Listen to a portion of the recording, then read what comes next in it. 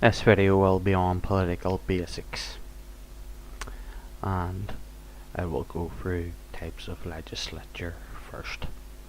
There's unicameralism, which is one legislative chamber, and examples of this are Norway, Iceland, Finland, Latvia, Malta, New Zealand, North Korea, and Scotland.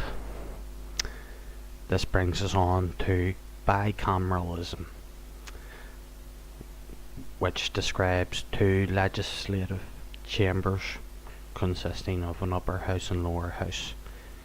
America, Britain, Canada, and the Irish Free State are examples of this. This brings us on to tricameralism, which is a legislature composed of three legislative chambers. Examples include medieval Ireland, the Lords, the Commons, and the House of Clergy. Yugoslavian Croatia is another example. The Socio-Political Council, the Labour Council, and the Municipalities Council. The French Consulate was another example of tricameralism. The tribunes, the Senate, and the Legislative Corps. National Party South Africa was another example of tricameralism. The House of Assembly for Boers, the House of Representatives for mixed race people, and the House of Delegates for Indians. African Bantu, of course, had their own Bantustans. And the Bolivar model is an example of tricameralism, which consists of tribunes, the Senate, and a House of Censors. If Britain reintroduced the House of Peers to the legislature that currently exists, it would be tricameral. This brings us on to tetracameralism, which is a legislature consisting of four or more legislative chambers. The Swedish Riksdag of the States, which consisted of the nobility, the clergy, the burghers, and the peasants. The Diet of Finland was similar, with nobility, clergy, bourgeoisie, and peasants,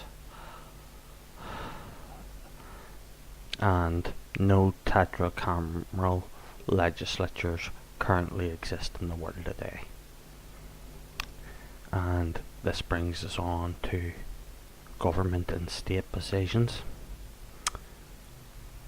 The head of state is a public personality that officially represents a sovereign state.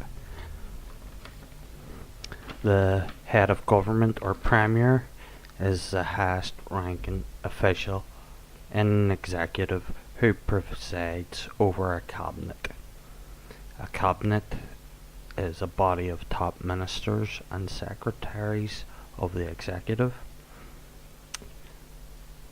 The executive is a government branch and organ responsible for governing and law enforcement. The legislature is a deliberative assembly or assemblies that possess authority to make law. The judiciary is a court system that interprets and applies law in the name of the state. This brings us on to different types of voting systems. And the first we will look at is first past the post. And the voter votes for one candidate, and the candidate with a plurality of the electorate is elected. This is used in Britain, America, Canada, and India. and it is a plurality system. This brings us on to the single transferable vote. Voters list candidates by preference in numbers: 1 for first preference, 2 for second preference, and so on. Candidates who receive the amount of votes for quotas elected. It's used in Ireland, it's used in Scotland's local councils, Malta, and the Australian Senate, and it is of course a proportional representation voting system. This brings us on to additional member voting system, and it's first past the post for a candidate on one ballot, and it's voting for a party on another ballot. The first past the post ballots are obviously there for the election of a candidate on plurality, and the second ballot elects candidates on party list according to the proportionality of the vote. Scotland uses this for Holyrood. It's used in Wales for Cardiff Bay. It's used in the London Assembly. It's used in Germany and New Zealand also.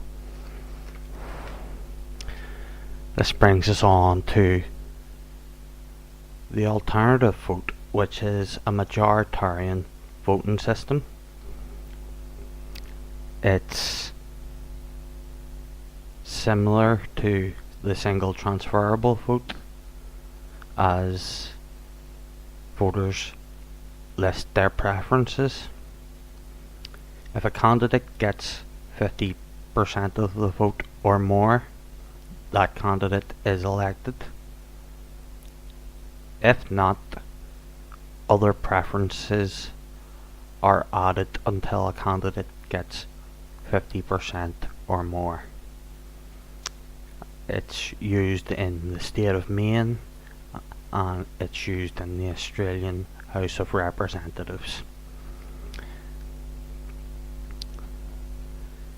And this brings us on to the alternative vote plus system, and it is the additional member system with the alternative vote instead of first past the post. This brings us on to the 2-round system, which is another majoritarian voting system. Voters vote for one candidate.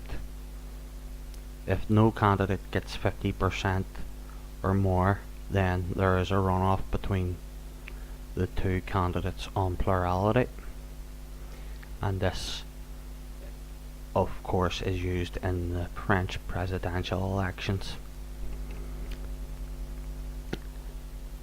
Another majoritarian voting system is the supplementary vote.